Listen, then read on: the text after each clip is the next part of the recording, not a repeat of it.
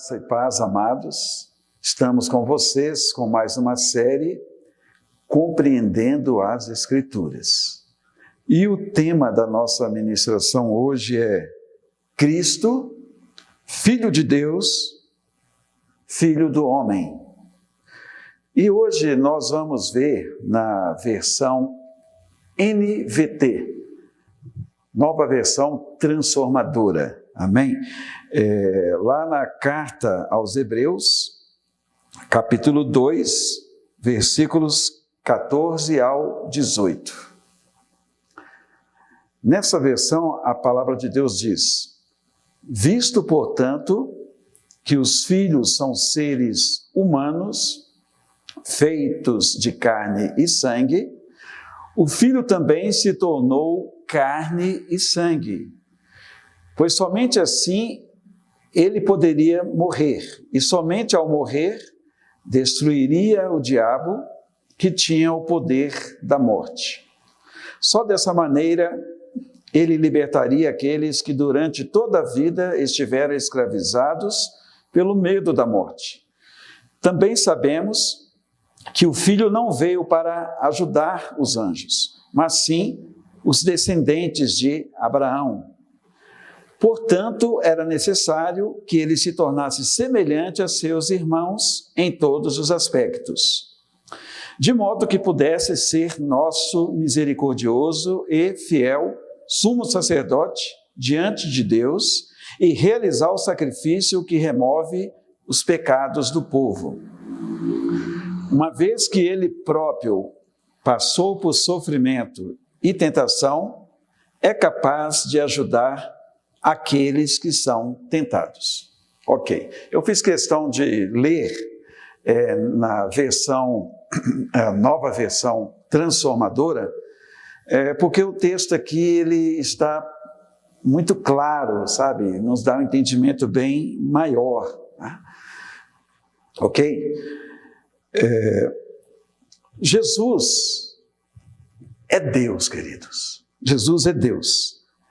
E, ao mesmo tempo, homem. A palavra do Senhor diz que Deus se fez carne e habitou entre nós, cheio de graça e de verdade. Isso está escrito lá no Evangelho de João, no capítulo 1. Então, Deus ele veio até nós e ele precisou de se encarnar. E ele o fez na pessoa do Filho. Jesus nasceu de uma virgem. E ele então se fez homem, como a própria palavra de Deus diz.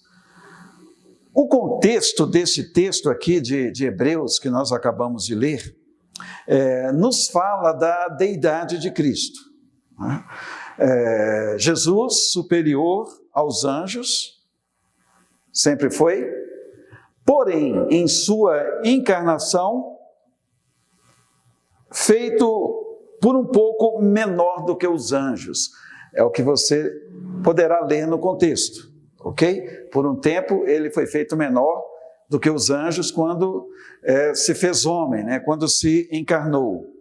Mas aqui também o contexto fala sobre Jesus coroado de glória e honra. E isso aconteceu após a sua morte e a sua ressurreição. E através da qual nos tornamos filhos de Deus, amém? Irmãos de Jesus. Todos os que creem em Jesus como Salvador e Senhor. Todos os que abraçam a fé, que acolhem a verdade de coração, se tornam irmãos de Jesus. Nós vemos isto em Hebreus, capítulo 2, versículos 11 e 12. Aí no mesmo capítulo, versículos 11 e 12, ainda nessa versão, NVT. Assim, tanto o que santifica como os que são santificados procedem de um só. Por isso, Jesus não se envergonha de chamá-los irmãos. Quando diz, Proclamarei teu nome a meus irmãos. No meio de teu povo reunido te louvarei. Então Jesus é o nosso irmão mais velho, tá? Quando uma pessoa nasce de novo, quando ela é alcançada pela graça de Deus, ela se torna membro da família de Deus. E ela tem a Jesus como seu irmão mais velho. O próprio Jesus nos chama de irmãos, como nós acabamos de ler aqui. Eu quero então falar sobre algumas verdades em relação à encarnação de Jesus, ok? Algumas verdades fundamentais, né, em relação à sua encarnação. A primeira verdade é que ele, Jesus, assumiu a nossa condição humana, ou seja, ele se tornou semelhante a mim e a você em sua encarnação. É o que nós vemos aqui no versículo 14, de maneira muito clara, né? Visto, portanto, que os filhos são seres humanos feitos de carne e sangue, aqui está falando de nós, né, os filhos, aí na sequência já se refere ao Filho, a Jesus, né? O Filho também se tornou carne e sangue. Então veja que Jesus ele assumiu a nossa condição humana, se tornando também carne e sangue, como nós acabamos de ler. Amém? Agora, daqui por diante, nós veremos na Bíblia King James, tá? As referências aí ao longo deste estudo. Nós veremos na versão King James. Vamos ver, então, nessa versão, lá em Filipenses. Vamos para Filipenses. Nós leremos a partir do capítulo 2 de Filipenses, versículos 6 ao 8, ok? Filipenses, capítulo 2, versículos 6 a 8. A palavra diz: o qual, tendo plenamente a natureza de Deus, não reivindicou o ser igual a Deus. Aqui está se referindo a Jesus, né? Ele tinha a plenitude da natureza divina, mas aqui a palavra diz que ele não reivindicou ser igual a Deus. Aí o versículo 7, mas pelo contrário, esvaziou-se a si mesmo, assumindo plenamente a forma de servo, e tornando-se semelhante aos seres humanos. Versículo 8, assim na forma de homem, humilhou-se a si mesmo, entregando-se à obediência até a morte e morte de cruz. Então vejam, queridos, que Jesus ele viveu como homem. Amém? Aqui entre nós, né? Viveu como homem, embora sendo Deus. É meio difícil de entender isso, né? Jesus, plenamente Deus, queridos, e a semelhança dos homens, né? A nossa semelhança, só que sem pecado, amém? Nele nunca houve pecado. Vamos ver isso? Sempre agora na Bíblia King James, 1 Pedro, nós vamos lá para 1 Pedro, capítulo 2, versículo 22. A palavra de Deus diz: ele não cometeu pecado algum, nem qualquer engano foi encontrado em sua boca. Aleluia. Então vejam, um homem perfeito poderia então morrer por toda a humanidade imperfeita, em pecado. Então Jesus, sem pecado algum, sem engano algum, veio para morrer por nós, amém? Para morrer por mim e por você. Somente uma pessoa perfeita poderia fazer isso, né? Teria essa legalidade, e essa legalidade encontrou-se em Jesus. Amém? Glória a Deus por isso. Na condição de homem, meus queridos, Jesus ele foi humilhado. Isaías 53 fala de maneira muito clara, detalhada sobre a humilhação de Jesus. Ele foi também rejeitado, sofreu uma angústia intensa em sua alma. Jesus, como homem, ele foi limitado como nós somos. Jesus se cansava, ele andava debaixo do sol, ele suava, ele precisava de se alimentar para continuar tendo forças, ele necessitava de muitas coisas como nós necessitamos também.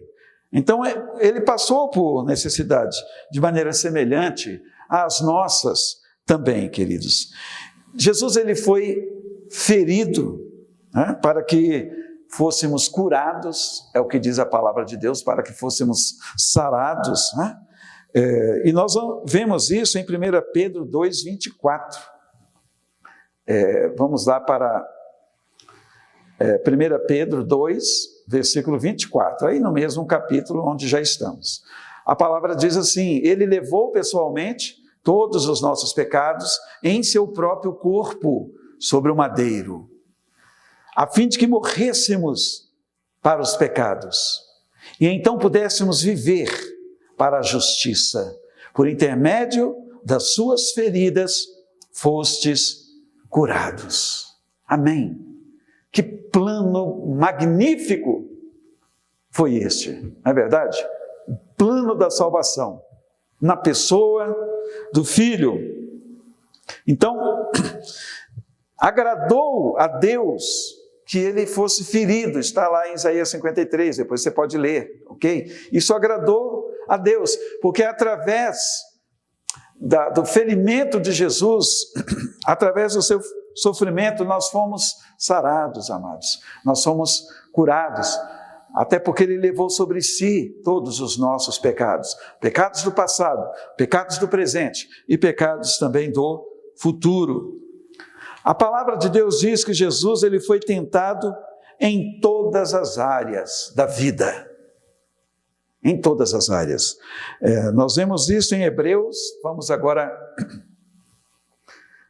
voltar para Hebreus.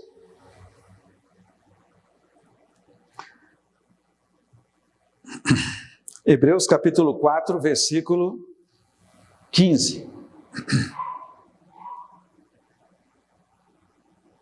Hebreus 4, 15.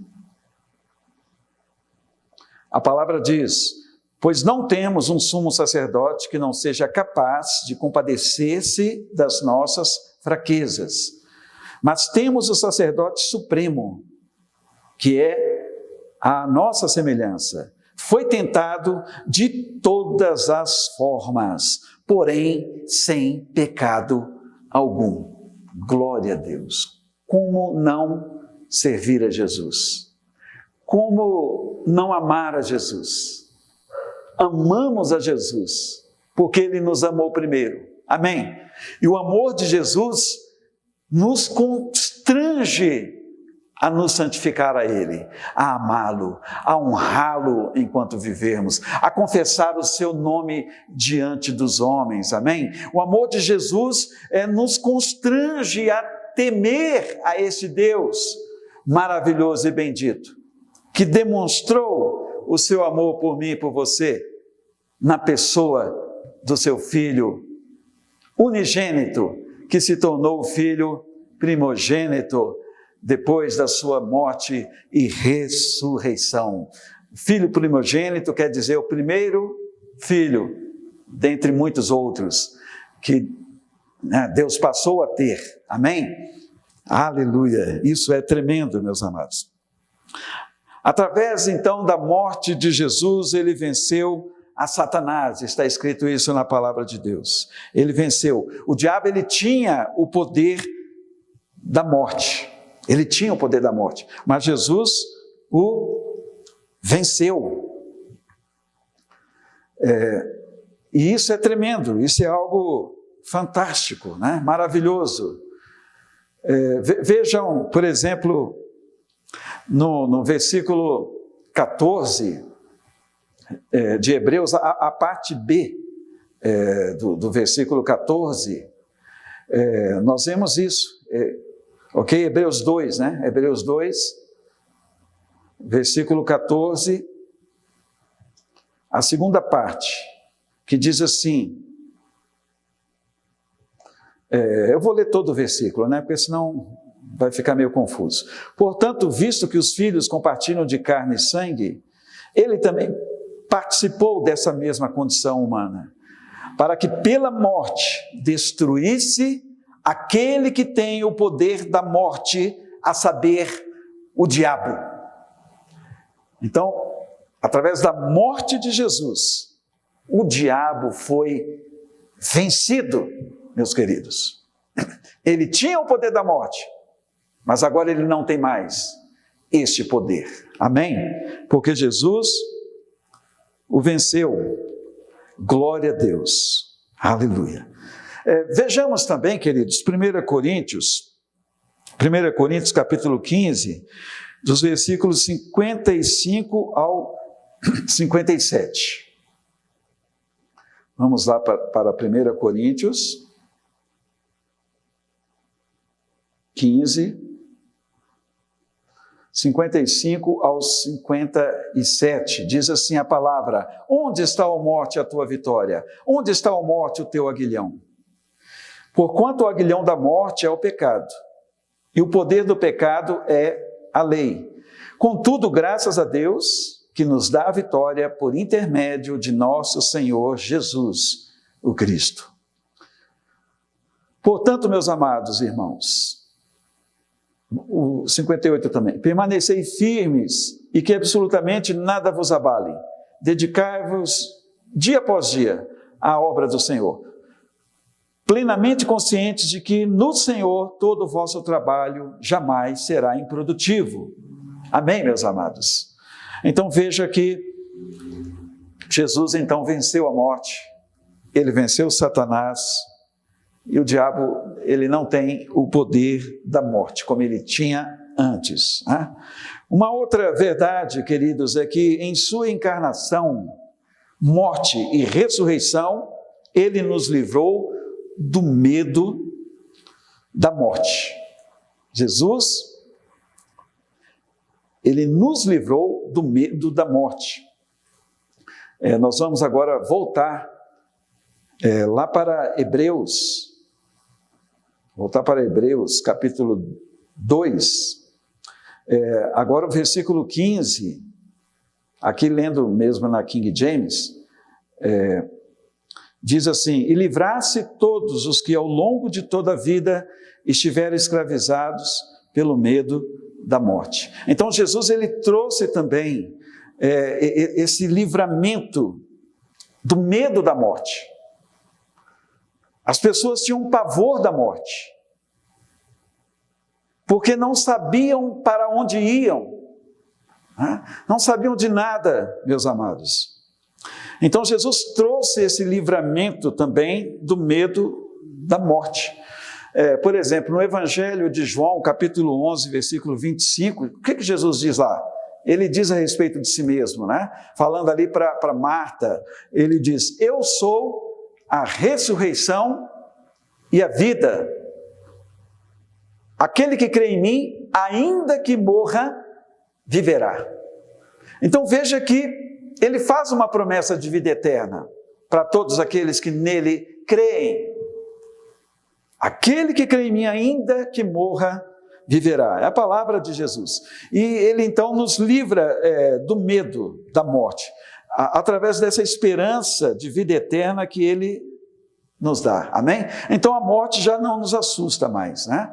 O apóstolo Paulo já com a idade bastante avançada, ele disse, né? Para mim o viver é Cristo e o morrer é lucro. Então você não tem que ter medo da morte, tá? Na verdade, quando morremos aqui neste mundo, nós que estamos em Cristo, aos olhos de Deus, nós dormimos aqui na terra para acordar na eternidade, na presença de Deus, amém? Por causa de Jesus, amém.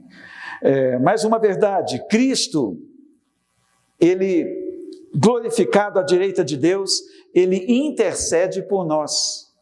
É o que está no versículo 16 aí, né, do texto nosso aqui, Hebreus 2:16. Pois é evidente que ele não auxilia os anjos, mas sim a descendência de Abraão. Então, nós que estamos em Cristo, nós somos a descendência espiritual de Abraão, tá? Quando fala aqui sobre Abraão, não está referindo somente à descendência histórica de Abraão, ok? Não se refere somente ao povo judeu, aos judeus convertidos, mas pessoas de todas as nações, quando se voltam para Cristo, passam a viver pela fé, como Abraão viveu. Abraão foi justificado pela fé, e quando passamos a crer também em Jesus, nós vivemos pela fé, até porque a palavra de Deus diz, o justo viverá pela fé, queridos. Então Cristo, ele intercede pela descendência espiritual de Abraão. Amém?